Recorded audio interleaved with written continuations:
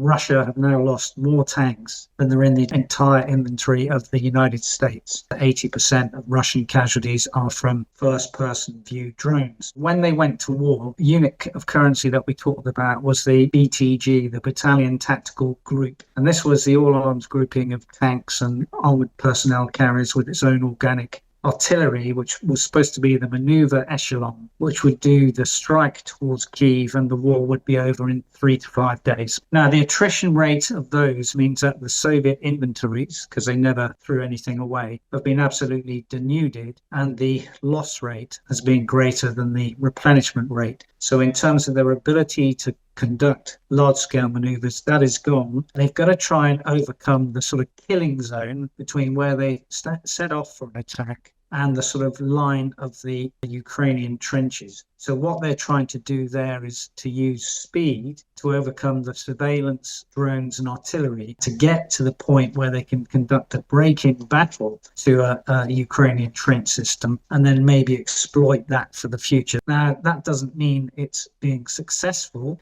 but if their equipment inventory is denuded and therefore they have to use Mad Max type tactics, they have a mismatch between ends, ways and means. Their ends are still maximalist, their means have altered, and therefore we always say if you haven't got the means, you have to alter your ways or join a coalition. They've altered their ways in trying to use this approach with the motorbikes and ATVs and things like that, but it's not necessarily paying off, which is why we've got the new word of motorcide in the lexicon at the movement. People need to understand that this trench warfare, this contact line, if you like, is over 800 miles long. It's absolutely massive. And as we found in the First World War, trench warfare went on for 4 years. It's very, very difficult to make any progress. And these trenches have miles and miles of minefields and very extensive defensive structures. And even with the most modern weapons, it's difficult to advance. Now, if we go back to the First World War, and look at the innovations, big innovation to trench warfare was the use of gas, chemical weapons, chlorine. What was the next thing? Well, tanks. But we have now found that tank and armored warfare has really been changed significantly by the use of drones, because what drones have done is they've given you sight of virtually every blade of grass on the battlefield. So when you're trying to use deception or surprise, that's incredibly difficult. People always look for the decisive weapon of warfare. So, for example, in the Falklands War, was it the Harrier? In the First Gulf War, was it an ounce of silicon, which became more important than a ton of explosives?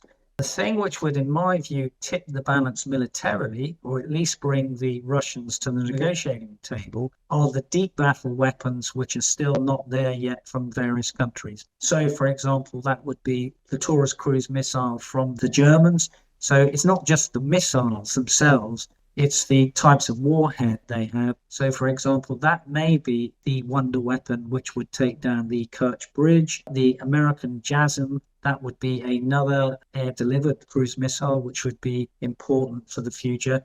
But absolutely trying to degrade the Russian oil system would be, in my view, a thing which would lead the Russians to potentially coming to the table. Because I'm always inclined to remember what Senator McCain used to say, that Russia is a gas station with nukes masquerading as a country. And if you can get rid of the gas station, then you're going to help to potentially implode the economy. It may be that will, that's too optimistic, because I always remember back in the days of the Arab Spring, for example, that every economic indicator for Syria was flashing red, and it took another 12 years for them to collapse. But it might be that if you cannot have decisive military operations, and I don't think you can in this war at the moment, that brings people to the table for a negotiated peace. Putin, seems to think, and I saw him at close hand and the Russians in Syria, their view was, if you kill enough civilians, then the morale of the country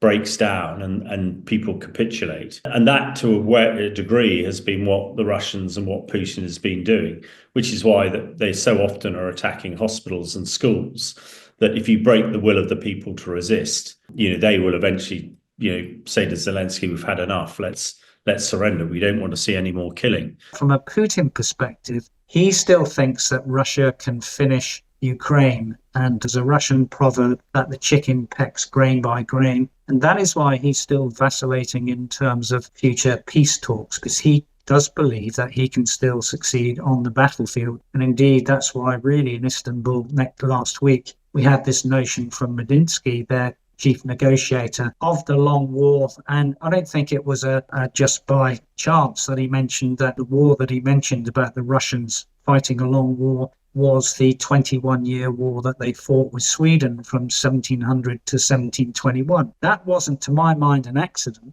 because that is the time when, again, Russia was in a posture of imperial outreach, taking lands and territories at the time of Peter the Great. And Peter the Great, along with Catherine the Great, are two of those characters that Putin frequently mentions in terms of his own desire for a Russian imperial power in the 21st century. Russia, because Putin has hacked the minds of the population over 25 years, is a benign population. There are three things that might get Russia to stop and for Putin to fall. The first one is the economy, with the fact that the inflation rate is over 10% and the interest rate is 21%. The second reason is because of elite defection, but everyone seems tarnished with the war, the coterie of people who surround Putin. But the third one historically has been the fact that people just walk off the battlefield. The military walk off the battlefield, as they did, for example, in 1917, which led to the Treaty of Brest-Litovsk. Although the equipment resource is pretty denuded, the manpower resource is not.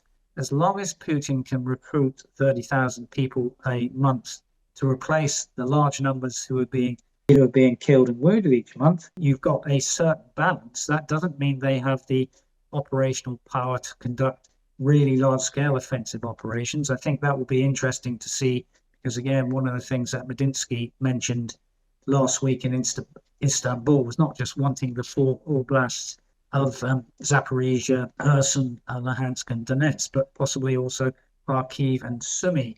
It's Kharkiv and Sumy in terms of whether there will be an offensive there this summer by the Russians, which would be an indicator of what the Russians further down the line are prepared to accept in terms of negotiations. And ultimately, of course, we are really going back into a very active Cold War. It would appear that the Americans want to step away, Putin's not interested, and leaving it very much to the Europeans, which one can in a certain way understand. And in order for the Ukraine not necessarily to prevail, but not to fail, then it's important that the coalition of the willing absolutely back it up. The Russian negotiating tactic is often what we call the Gromyko doctrine. That is, you want negotiations, but you don't want to negotiate. You'll demand the maximum because there are always people in the West who'll give in and give you something, and you'll end up with a third or half of something you didn't have before. So we've got to be on our mettle for that possibility in the future.